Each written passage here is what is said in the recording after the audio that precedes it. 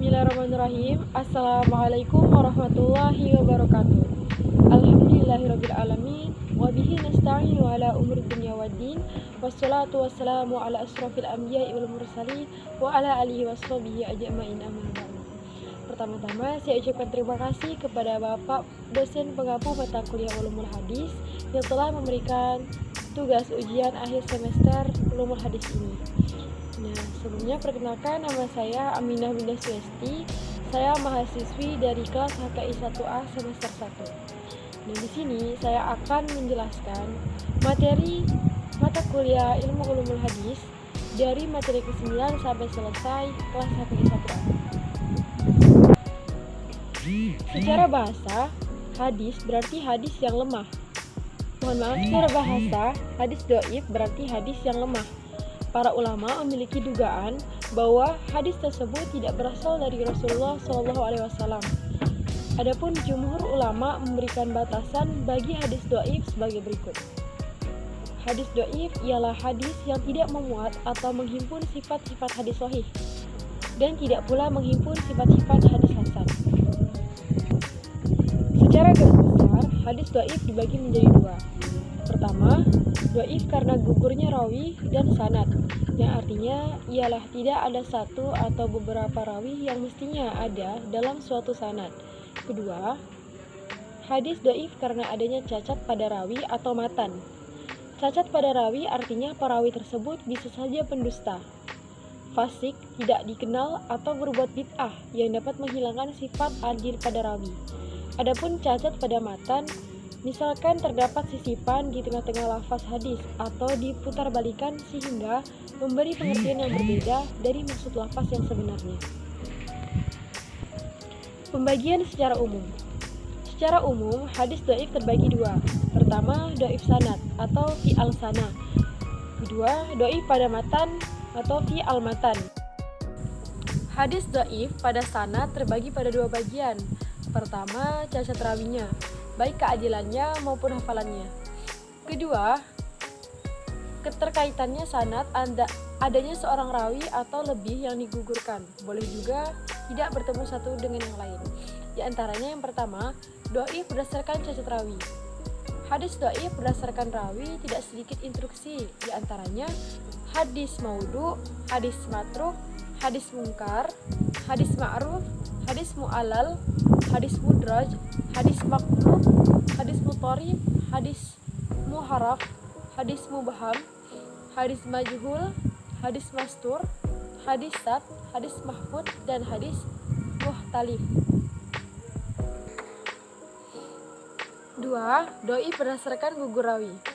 Hadis dhaif berdasarkan gugurnya rawi di antaranya hadis mu'allaq, hadis mursal, hadis munqati, dan hadis mu'dal. Nah, B. Dhaif karena matan. Dhaif karena matan diantaranya hadis marfu, hadis mauquf, dan hadis maqtu. Syekh Muhammad Jamaluddin Al-Qasimi menyebutkan dalam kitabnya Qawaidut Tahdits, yang artinya hadis-hadis dhaif tidak bisa dipakai secara mutlak untuk ahkam maupun untuk fadhalul ilul a'mal. Hal ini disebutkan oleh Ibnu Sayyidin Nas dalam kitabnya Uyunul Ansar dari Yahya bin Ma'in dan disebutkan juga di dalam kitab Fathul Muhis. Ulama yang berpendapat demikian adalah Abu Bakar Ibnul Arabi, Imam Al-Bukhari, Imam Muslim, dan Imam Ibnu Hazm. Menurut Syekh Muhammad Nasiruddin Al-Albani rahimahullah, ahli hadis zaman sekarang ini, ia berpendapat pendapat Imam Al-Bukhari inilah yang benar dan aku tidak meragukan tentang kebenarannya. Kemudian menurut para ulama, hadis dhaif tidak boleh diamalkan karena pertama, hadis dhaif hanyalah mendatangkan sangkaan yang lemah. Orang mengamalkan sesuatu dengan prasangka, bukan sesuatu yang pasti diyakini. Firman Allah Azza wa Jalla, "Syai'un al-haqqu minayu'ni dhannu inna." Sesungguhnya sangka-sangka itu sedikit pun tidak bisa mengalahkan kebenaran. Quran Surah Yunus ayat 10, ayat 36. Nabi SAW bersabda, "Wa dhanna iyakum Al-hadisu akdabu dhannu fu'inu, yang artinya jauhkanlah dirimu dari sangka-sangka karena sesungguhnya sangka-sangka itu sedusta-dusta perkataan. Hadis riwayat Al-Bukhari dan Muslim.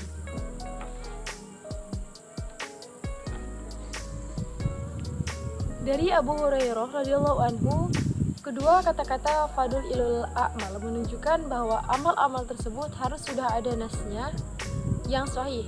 Adapun hadis dhaif itu sekedar penambah semangat atau targhib, atau untuk mengancam tarhib dari amalan yang sudah diperintahkan atau dilarang dalam hadis atau riwayat yang sahih. Ketiga, hadis dhaif itu masih meragukan apakah sabda Nabi Shallallahu Alaihi Wasallam atau bukan. Rasulullah Shallallahu Alaihi Wasallam bersabda, "Yuri buka la ma'ilah, yari buka ma da'u." Tinggalkanlah apa-apa yang meragukan kamu menuju kepada yang tidak meragukan. Keempat, penjelasan Syekhul Islam Ibnu Taimiyah tentang perkataan Imam Ahmad.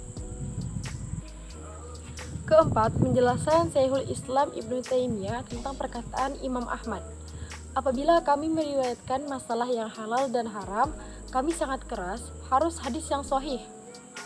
Tetapi apabila kami meriwayatkan masalah fadail targhib wa tarhib, kami tasahul atau bermudah-mudah.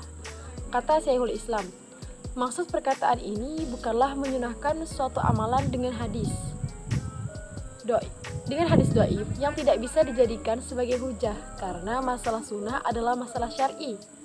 Maka yang harus dipakai pun haruslah dalil syar'i. Barang siapa yang mengabarkan bahwa Allah cinta pada suatu amalan, tetapi dia tidak bawakan dalil syar'i atau hadis yang sahih, maka sesungguhnya dia telah mengadakan syariat yang tidak diizinkan oleh Allah, sebagaimana dia menetapkan hukum wajib dan haram. Syekh Ahmad Muhammad Syakir menerangkan tentang maksud perkataan Imam Ahmad, Abdurrahman bin Mahdi bin Abdullah ibnu Mubarak tersebut.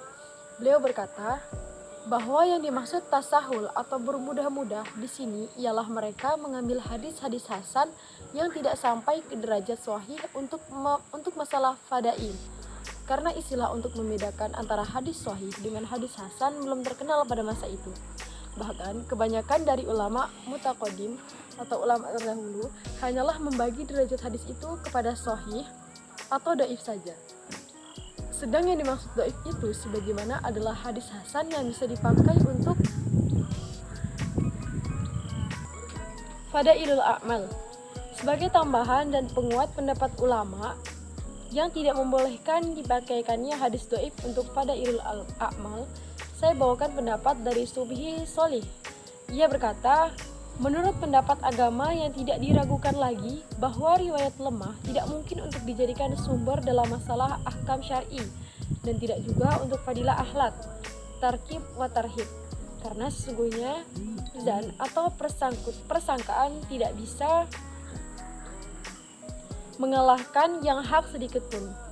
Dalam masalah fadail, sama seperti ahkam, ia termasuk pondasi agama yang pokok. Dan tidak boleh sama sekali bangunan pondasi ini lemah yang berada di tepi jurang yang dalam. Oleh karena itu, kita tidak bisa selamat bila kita meriwayatkan hadis-hadis dhaif untuk fadailul a'mal, meskipun sudah disebutkan syarat-syaratnya.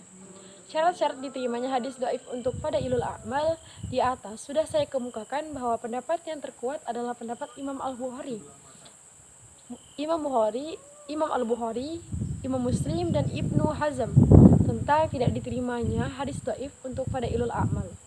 Akan tetapi, tentunya sejak dulu sampai hari ini masih saja ada ulama yang memakainya. Oleh karena itu, saya bawakan pendapat Al-Hafiz Ibnu Hajar Al-Aqsalani tentang syarat-syarat diterimanya hadis dhaif untuk fadailul a'mal. Beliau berkata, sudah masyhur di kalangan ulama bahwa ada di antara mereka orang-orang yang tasahul atau bermudah-mudah atau menggampang-gampangkan dalam membawakan hadis-hadis fadail. Kendati pun banyak di antaranya yang dhaif, bahkan ada yang maudhu atau palsu.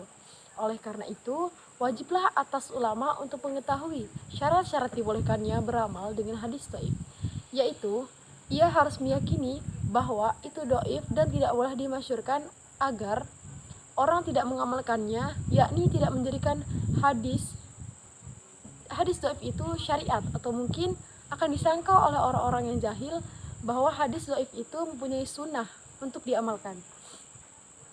Syekh Muhammad bin Abdissalam telah menjelaskan hal ini, dan hendaklah seseorang berhati-hati terkena ancaman Rasulullah SAW.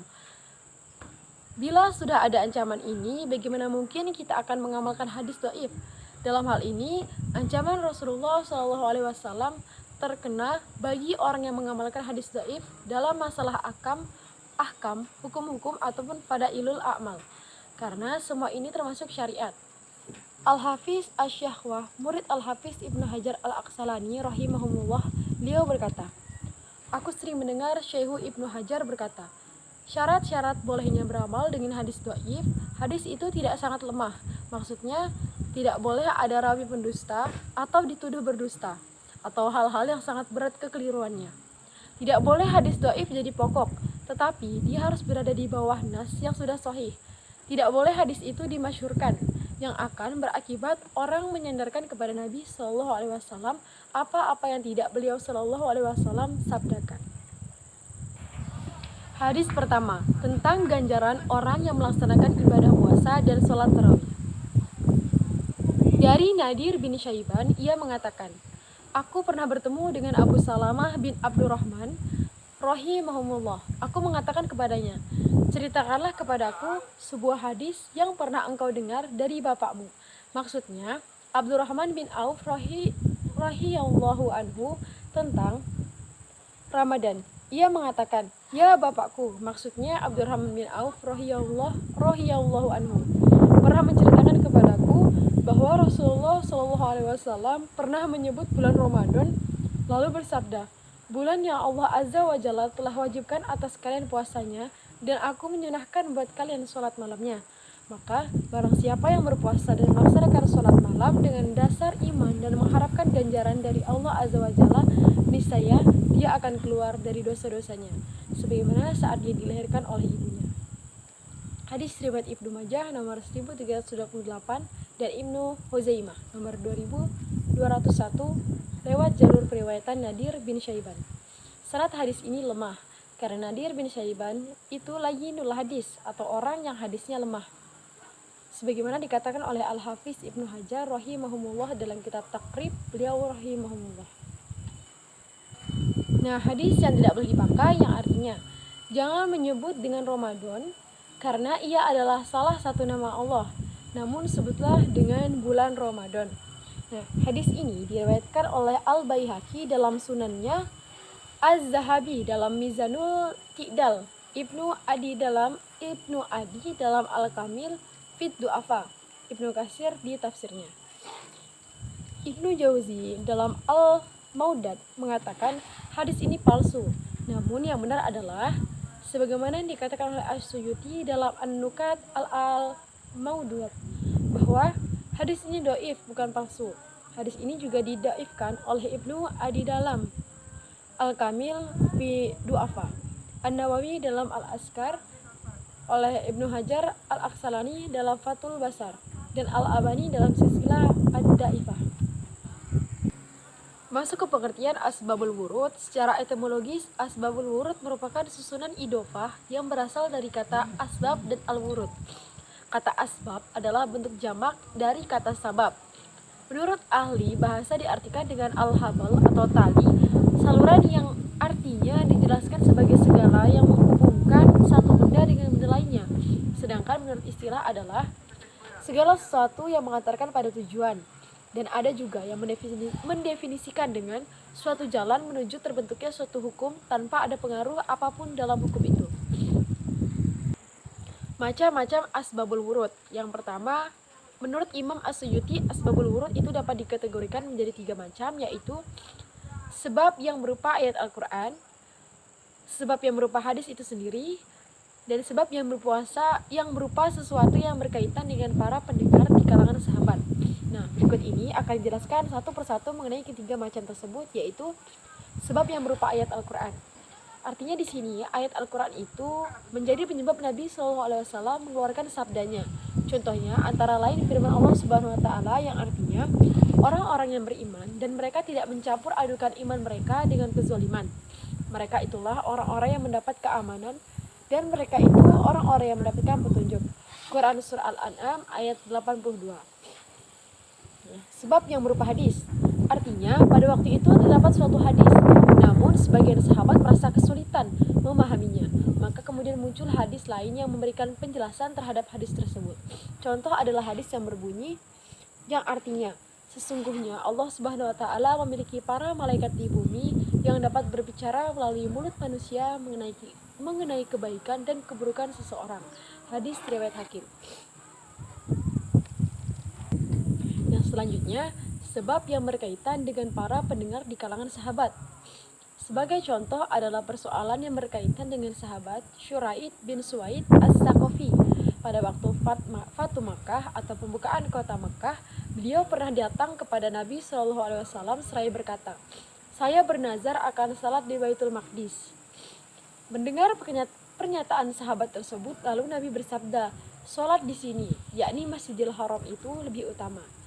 Nabi SAW lalu bersabda, "Demi zat yang jiwaku berada dalam kekuasaannya, seandainya kamu sholat di sini, Masjid Al-Haram Al-Makkah, maka sudah mencukupi bagimu untuk memenuhi nazarmu." Kemudian Nabi SAW bersabda lagi, "Sholat di masjid ini, yaitu Masjid Al-Haram itu lebih utama daripada 1000 kali sholat selain Masjid Al-Haram." Hadis riwayat Abdul Razak dalam kitab Al-Musannafnya. Masuk ke pembahasan ilmu rijalul hadis.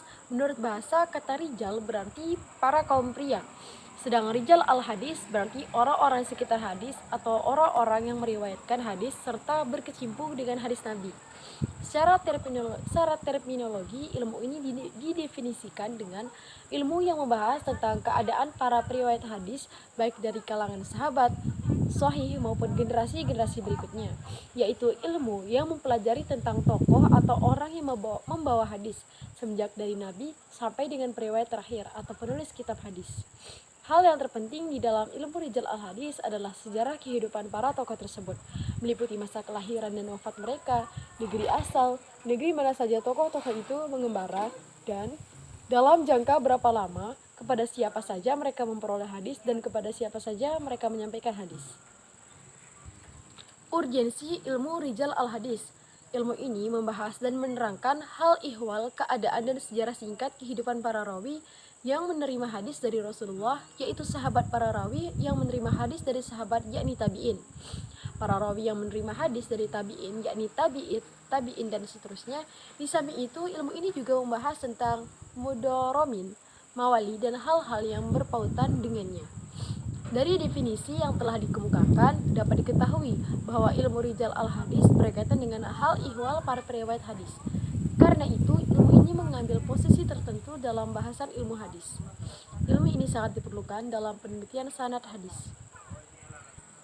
Selanjutnya kita masuk pada pembahasan pengertian hadis mudol.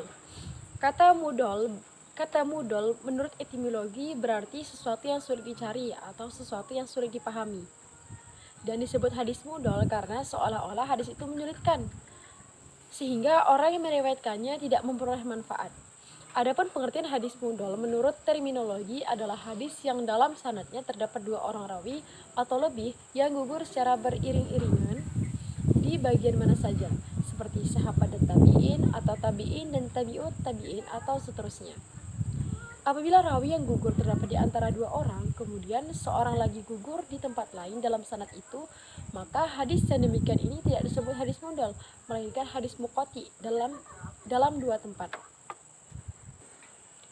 Hukum hadis mudol.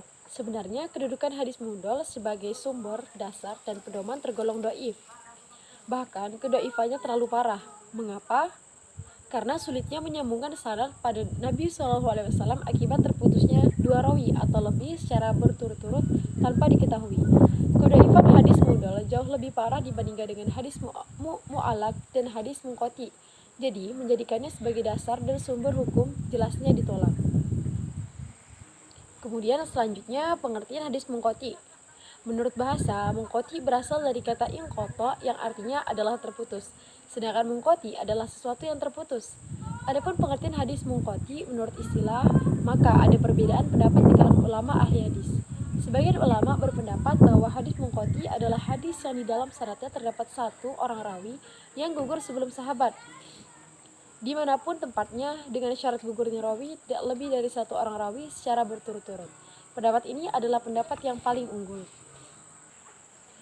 Ya, alhamdulillah itulah tadi penjelasan dari saya terkait materi ulumul hadis pada semester ini. Dari bahasa yang saya sampaikan dan kata-kata saya, apabila ada salah dan kekeliruan, mohon maaf yang sebesar-besarnya. Wabillahi taufiq wal hidayah. Wassalamualaikum warahmatullahi wabarakatuh.